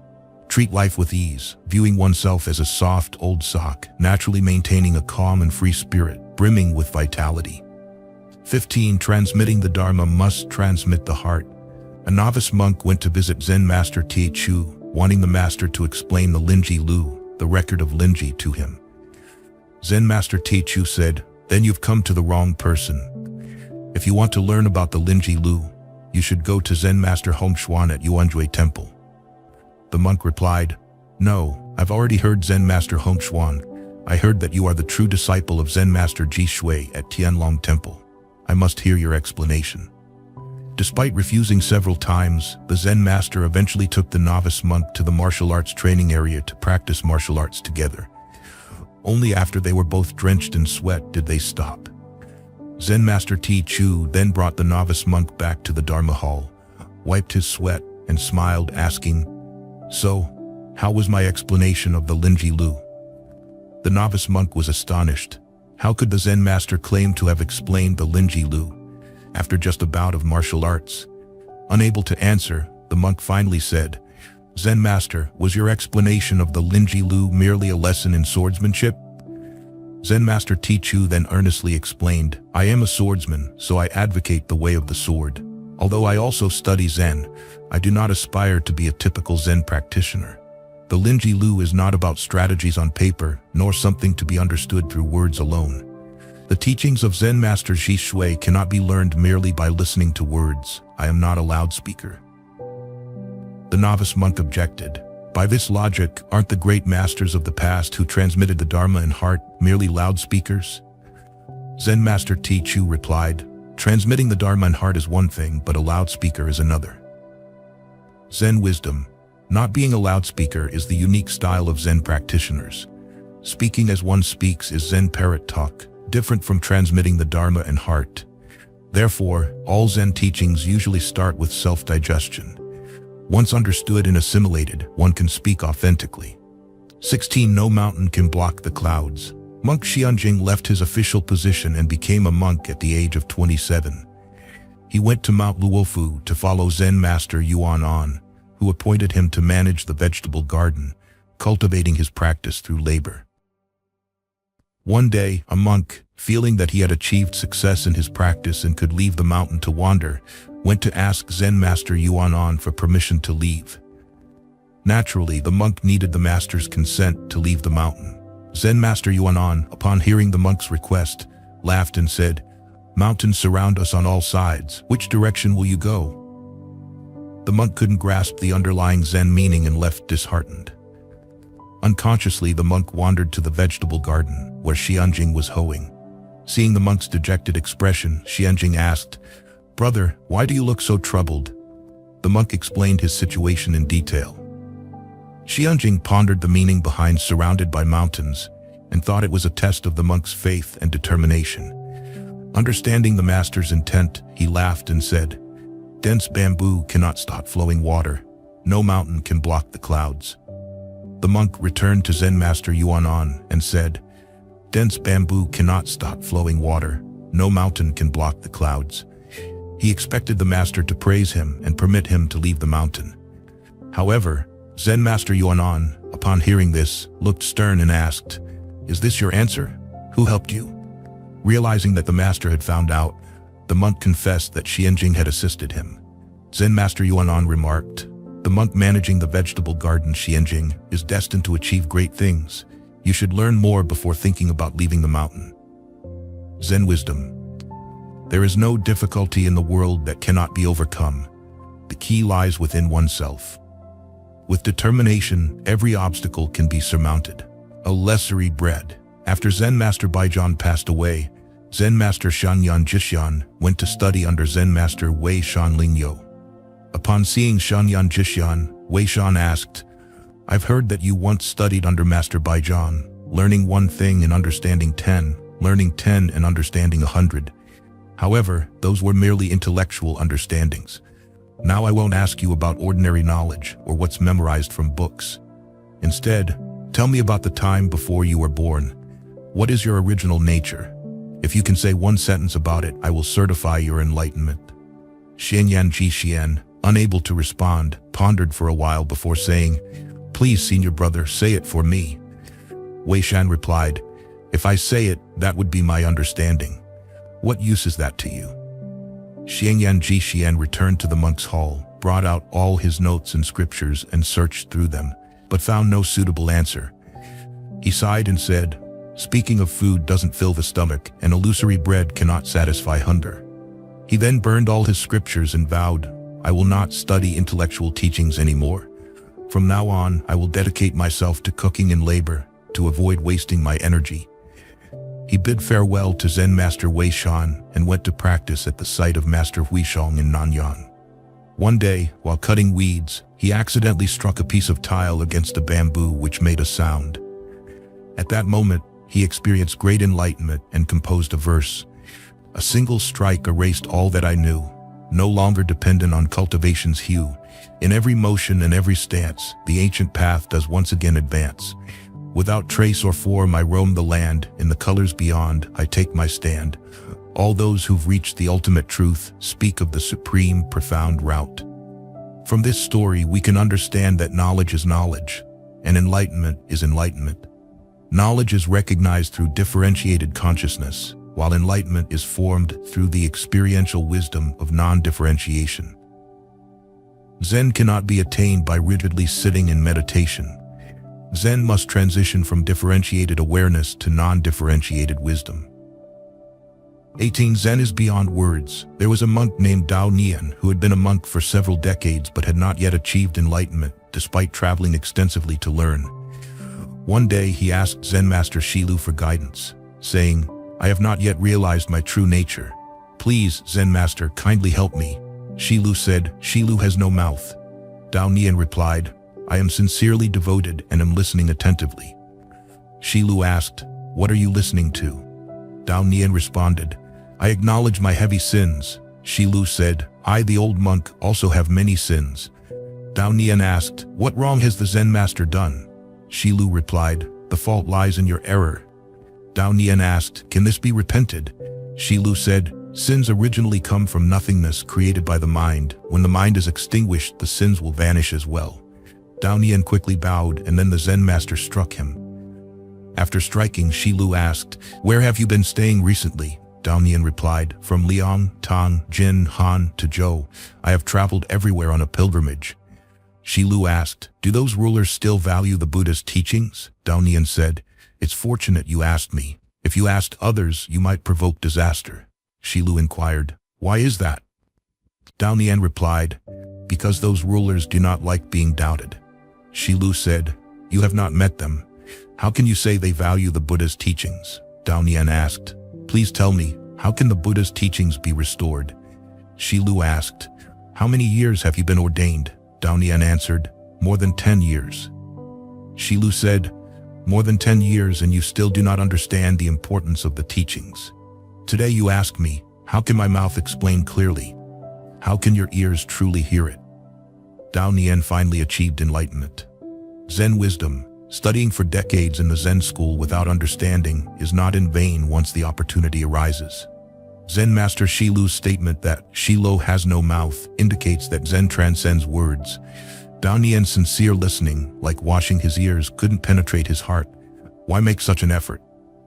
19. Like drinking water knowing hot or cold. In the Tao Te Ching, Laozi lamented, "The Tao that can be told is not the eternal Tao," meaning that the Tao expressed in words is not the true essence of the Tao. Zen Buddhism believes that if it can be articulated, it is not the Tao. A novice monk asked Zen Master Chiji for the true meaning of the Tao and engaged in a dialogue. "Zen Master, when a Zen practitioner attains enlightenment, Can they express their enlightened state and the things they experience? Once enlightened, it's like grasping the wind in empty space. The miraculous cannot be spoken. Can the Zen master describe the indescribable state of enlightenment? It's like a mute person tasting honey. When a Zen practitioner is not enlightened, their eloquent explanations and clear expositions are these considered Zen words. If not enlightened, how can it be considered Zen words? It's just the parrot's speech. What's the difference between a mute tasting honey and a parrot mimicking speech? The mute tasting honey knows, like a person drinking water who knows hot or cold. The parrot mimicking speech does not know, like a child learning to speak without understanding the meaning within. Hearing this, the intelligent novice asked, "So is the Zen master knowing or not knowing?" Chiji laughed heartily and said, "I am like a mute tasting coptis, bitter but unspeakable, yet like a parrot mimicking speech, speaking very similarly to humans. You tell me, do I know or not know?" The novice expressed profound respect, repeatedly thanking the Zen master. Zen wisdom. The primary meaning of Zen Buddhism is that enlightenment cannot be attained outside oneself. If I tell you, it becomes the secondary meaning. 20. The universe in a mustard seed. The Bailu Dong Library, known as the foremost library in the nation, was the most complete library in Chinese history. The brothers Li Bo of the Tang dynasty lived in seclusion here to read. Li Bo raised a white deer, always staying together, hence he was called the White Deer Sage. Later, Li Bo became the prefect of Jianzhou, constructing pavilions, digging streams, and planting trees and flowers, making it a tourist attraction. During the 5 dynasties of the southern Tang, the National Academy of Mount Lu was established here, which was the predecessor of the Bailu Dong Library. Once, when Li Bo was the prefect of Jianzhou, he asked Zen master Xichang, "In Buddhist scriptures it says, Mount Sumeru in a mustard seed. How can such a vast mountain fit into a tiny mustard seed? Isn't this deceiving people?" Zen master Xichang smiled and asked, "People say you have collected tens of thousands of books. Is that true?" "Of course, I have read more than 10,000 volumes," Li Bo proudly said. "Then where are these tens of thousands of books now?" Xichang asked. Li Bo pointed to his head and said, "They are all here." Xichang said, "Strange. I see your head is only the size of a coconut. How can you fit tens of thousands of books into such a small head? Are you deceiving people?" Hearing this, Li Bo suddenly realized and was enlightened. Analyzing matters sometimes requires discussing the essence, and other times understanding principles. To comprehend the myriad things in the world, there is reason within the matter, and matter within reason. If one tries to grasp the entirety of a matter without understanding its essence, they will miss the point entirely. Zen wisdom. There is no difficulty in the world, only the fear of a lack of determination. No obstacle cannot be overcome with a determined heart. 21. Appreciate and accumulate blessings. 3 Zen masters, Shuifeng, Yan To, and Qin Tian, traveled together, spreading the teachings. One day they were on a pilgrimage, intending to beg for alms in a certain place, when they saw fresh vegetables floating in the river. Qin Tian said, "Such beautiful vegetables floating away is a real waste." Shuifeng said, "The villagers who waste such blessings are not worth enlightening. We should go to another village for alms." While discussing this, they saw a man rushing downstream and asked, "Master, have you seen a bunch of vegetables floating by?" "I was washing vegetables when they were accidentally swept away. I'm trying to retrieve them." After hearing this, Shuifeng and his companions laughed and said in unison, "Let's stay at his house to teach and rest." Zen wisdom. Cherishing items is called accumulating blessings. Only those who know how to cherish blessings will have them. Fullness overflows. In history, Fenghua County, Mingzhou was known for 2 living treasures, the venerable monk Budai, who begged along the roads, and the recluse Purity Ping, who meditated in seclusion. They exhibited peculiar behavior and spoke wildly, yet locals considered them enlightened sages. One day, a curious young man decided to visit them. First, he encountered monk Budai in a filthy alley. Budai, short and fat like a bull, was casually sleeping on the ground. The young man invited monk Budai to a meal and instructed the waiter to serve a variety of dishes, watching how Budai would react. Monk Budai clasped his hands and sincerely chanted, "Karma, karma." After After paying homage, he ate heartily and placed a bit of each dish into his cloth bag, smiling at the young man. "Is this what you call an enlightened sage?" The young man was thoroughly disappointed. He then visited Purity Ping, hoping for some insightful guidance. When he arrived, Purity Ping was meditating. Upon seeing the young man, Ping said nothing but started pouring tea into a teapot until it overflowed. "Master, the teapot is full. How can you keep pouring?" The young man could not help but remind him. "Is it?" Ping continued pouring and asked, "What about you?" The young man suddenly understood and exclaimed, "Indeed, a sage of true enlightenment. I was foolish before." "Care to elaborate?" Ping asked calmly. "The master teaches humility and broad-mindedness, avoiding arrogance and pride. Upon enlightenment, I realized that Master Buddha also taught me the value of daily practice and diligence. With these two teachings, I am no longer troubled." Zen wisdom. Success requires two valuable qualities: the emptiness deep as an empty pot, and the accumulated practice of everyday diligence. Letting go.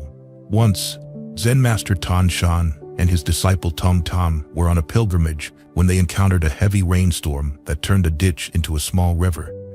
As they were preparing to cross the river, they saw a girl in a silk dress standing hesitantly at the edge, clearly not wanting to get her clothes wet. "Let me help you," Tan Shan said, then extended his hands and carried the girl across the small river. Tom Tom, witnessing this, became gloomy and said nothing. When night fell and they were resting at an inn, Tom Tam could no longer hold back and said to Tan Shan, "As monks, we are not supposed to be close to women, especially young and beautiful ones. It's very dangerous. Why did you break this precept?" "Oh, you mean the girl by the river?" Tan Shan asked. "I put her down long ago. Are you still carrying her?" Letting go is the greatest wisdom in life. As the Heart Sutra says, with no obstacles in the mind, there is no fear. Far from all deluded dreams, nirvana is reached. Naturally, the whole body becomes light and free, liberated from obstacles and supremely joyful. 24 Bayan and the baby. Bayan was a renowned Zen master in Japan. His teacher was Zen master Jung Shou, and their bond was profoundly deep. When Bayan decided to travel, Jung Shou bid him farewell with the words, "Gather friends like a shadow following the body." This was Jung Shou's heartfelt way of expressing his reluctance to part with Bayan.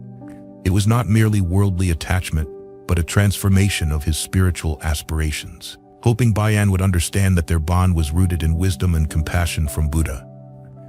Bayan lived up to Jung Shou's expectations. One day, he was falsely accused of making a local girl pregnant. Her parents, unable to bear the shame, angrily confronted Bayan.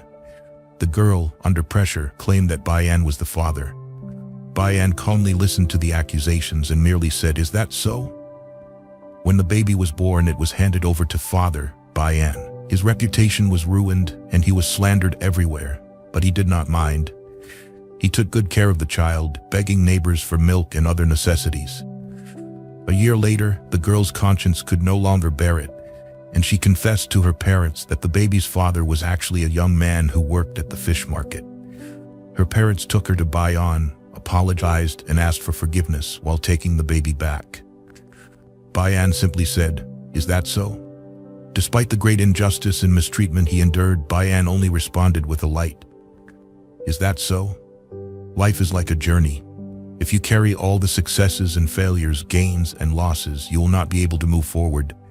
Therefore, you must let go of some old things, say goodbye to the past, and stride toward greater goals. 25. Letting go to attain enlightenment. An old monk walked leisurely with a pole over his shoulder which held clay jars filled with green bean soup. He tripped, the jars broke and the soup spilled out, but the monk continued walking as if nothing had happened. Someone rushed up and asked, "Don't you know the jars are broken?" "I know," the old monk replied calmly. "Then why don't you go back and see what can be done? It's already broken and spilled. What can be done by going back?" 26. Doing one thing well is tenfold. One day, a Zen master heard pleasant music and approached to find a young man playing an instrument. "Have you tightened the strings of your instrument?" the Zen master asked. The young man replied, "No." "Then, have you loosened them?" the Zen master asked again. The young man answered, "No." "How do you adjust them?" the Zen master asked, pretending not to understand. The young man explained, "Not too tight, not too loose, that's how you produce beautiful music." The Zen master joyfully said, "Life is like a game, just like this instrument.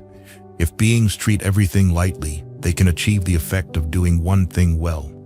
Only when the strings are neither too tight nor too loose can the music of life be beautifully played." After hearing this, the young man thanked the Zen master for his guidance, immersed himself in the realization, and gradually discovered the true joys of life. Zen wisdom. In life, we must pursue our careers, material wealth and rights, but also pay attention to inner growth and elevation. This balance ensures a fulfilling and happy life. 27. Purifying the mind purifies the land. Zen master Zhaozhou was discussing Buddhist principles with his disciple Wen Yan when a devotee sent a cake to the two of them. Zen master Zhaozhou said to Wen Yan, "How should we eat this cake? Let's make a bet. Whoever can compare themselves to the most filthy and lowly thing wins the cake." "You are the master, you go first," Wen Yan said. Zhaozhou said, "I am a donkey." Wen Yan replied, "I am the donkey's butt." Zhaozhou continued, "I am the dung in the donkey's butt." Wen Yan didn't back down, saying, "I am the worm in the dung." Zhaozhou, unable to continue the comparison, asked, "What does your worm do in the dung?" Wen Yan answered, "I stay in the dung to avoid the heat and enjoy the coolness." Zen wisdom. What we consider the filthiest place can be a haven of freedom and joy for a Zen master. Because they possess Zen, the world appears different to them. Therefore, every place is a pure land. In the hearts of Zen masters, purity and impurity are one and the same. Where the mind is pure, the land is pure. 28. Eating porridge and drinking tea. Zen master Zhaozhou deeply integrated Buddhism into daily life and often demonstrated Zen principles through everyday actions. Many novice monks came to ask him about Zen. One asked, "Master, I am new here, please guide me." Zhaozhou did not respond directly but asked, "Have you eaten your porridge?" The novice replied, "Yes, I have." Zhaozhou instructed, "Then go wash your bowl." The novice was enlightened. Another monk came and asked, "Master, I am new here, please enlighten me." Zhaozhou asked, "How long have you been here?" The monk replied, "I just arrived today." Zhaozhou asked, "Have you had tea?" The monk replied, "Yes, I have." Zhaozhou instructed, "Go report to the guest hall." The monk was enlightened as well. A third monk, who had been studying at Guanyin Monastery under Zhaozhou for over 10 years, said, "I have been learning for more than 10 years, thanks to your guidance. Today, I wish to leave the mountain and seek further learning elsewhere." Upon hearing this, Zhaozhou feigned surprise. "Why do you accuse me so unfairly? Since you arrived, you have brought me tea every day. You have given me food to eat. You bowed and I frowned. You greeted me and I bowed in return. When did I not guide you? How can you say such false accusations against me?" After hearing this, the monk reflected deeply. Zhaozhou said, "To know is to know. If you have different thoughts, you will stray from the path." The monk seemed to understand but asked, "How can I maintain this understanding?" Zhaozhou instructed, "Hope will end when false ties are severed, then you will be like the Buddha." The monk was instantly enlightened. Zen wisdom. Buddhist teachings in the Zen mind must not be separated from everyday life. Enjoying a meal is Zen, sleeping soundly is Zen. Detached from life, how can Buddhism be of any use? Today's practitioners focus only on life and death, neglecting daily life, which truly deviates from the path. 29. Clouds in the blue sky, water in the jar. Li Nao, Han Yu, Lu Zongyuan, and Lu Yuxi were all literary friends in the Tang dynasty, sharing deep bonds. Li Nao's work, Returning to the Nature, was a significant fusion of Zen and Confucianism, and his insights surpassed those of Han Yu. Thus, his work was embraced by Song dynasty scholars and marked as a cornerstone of Neo-Confucianism. Li Nao greatly admired the virtues of Zen master Duanyan. While serving as prefect of Langzhou, he repeatedly invited Duanyan to discuss Zen, but was consistently declined. Consequently, Li Nao decided to visit Duanyan personally. Upon arrival, he found the master reading sutras under a tree by the mountain. Despite the prefect's presence, Duanyan did not acknowledge him, continuing to meditate. An attendant reminded Duanyan, "The prefect has been waiting for hours." Duanyan ignored the comment, keeping his eyes closed. Li Nao, an impatient man, grew angry at this lack of acknowledgement and exclaimed, "Meeting you is nothing like hearing about you." He turned to leave in frustration. It was then that Duanyan slowly opened his eyes and asked, "Why would you disregard personal experience in favor of rumors?" This struck at the heart of the saying, "Seeing is believing." Startled, Li now turned back, apologized, and humbly asked for an explanation of precepts, concentration, and wisdom. Precepts, concentration, and wisdom is a gradual practice initiated by Zen master Da Hui in the Song dynasty, where one first adheres to precepts, then attains concentration, and finally wisdom. However, Duanyan, a disciple of Zen master Shito Shichian of the Southern School under Huineng, focused on sudden enlightenment rather than gradual practice. Thus, Duanyan replied, "I have no use for such useless practices here." Confused, Li now asked, "May I know the master's surname?" Duanyan replied, "It is Now." Li Now was even more puzzled and privately asked the temple manager what the master meant. The manager explained, "The master's surname is Han, which means cold. It's winter now, so he referred to the present cold season." Overhearing this, Duanyan interjected, "Nonsense. If he had come in summer, I would still say now. Would it mean hot then?" Li Now couldn't help but laugh, and the atmosphere lightened considerably. He then asked Duanyan about the Tao. Duanyan pointed to the sky and then to the ground, asking, "Do you understand?" Li Now shook his head, admitting, "I don't." Duanyan's phrase, "clouds in the blue sky, water in the jar," had two layers of meaning. First, it referred to the natural state of things, like the original appearance of objects, needing no embellishment. By understanding the true nature of things, one grasps the Tao. Second, it suggested that the heart, like water in a jar, must remain clear and pure. A clear heart can adapt to anything, much like how pure water takes the shape of its container. At that moment, a ray of sunlight shone into the jar, and Li Now was enlightened. He couldn't help but recite a poem. Practice to have a crane-like form, reading books beneath the heavens. I came to ask about the Tao, clouds in the blue sky, water in the jar. Whether he fully grasped the Zen truth or was simply praising the master's words, this poem became an immortal Zen verse. Initially, Duanyan's aloofness was to humble Li Now, making it easier for him to enter a meditative state. Ultimately, he imparted the true essence of the Tao, clouds in the blue sky, water in the jar. Zen wisdom. Maintaining a calm and natural mind allows one to transcend worldly distractions, embodying the true essence of a pure and tranquil heart. A gentle demeanor can dispel narrow-mindedness and arrogance, embracing life with sincerity and grounding oneself in reality. 30. The mirror of Zen reflects the self. For a bright mirror, whether it reflects the most beautiful rose or the filthiest dung, both will be displayed clearly. Similarly, whether it's a floating white cloud or a peaceful green field, everything can freely manifest its state. Zen master Guangjai Huizhong from the Tang dynasty had profound and exquisite practice. Invited to the capital by Emperor Shizong of Tang, treated with reverence as a national teacher. One day, Minister Yu Zhaoyan visited him and asked, "What is ignorance, and when did ignorance begin?" Master Huizhong bluntly replied, "Buddhism is declining if even people like you inquire about it." Yu Zhaoyan, unaccustomed to such rudeness, turned pale and was about to retaliate when Huizhong said, "That is ignorance, and ignorance begins here." Huizhong explained that ignorance obscures the true nature, and ignorance begins precisely in this way. Yu Zhaoyan suddenly realized and thereafter held even greater respect for Huizhong. Zen teaches us that we must understand all joys and sufferings of human life. In the ultimate realm, joy is like a smile reflected in a mirror, and suffering is like a shadow occasionally passing over water. These are merely reflections, not reality. Zen wisdom. Zen is the true world. It doesn't teach us to see dung as roses, but to recognize dung as dung and roses as roses.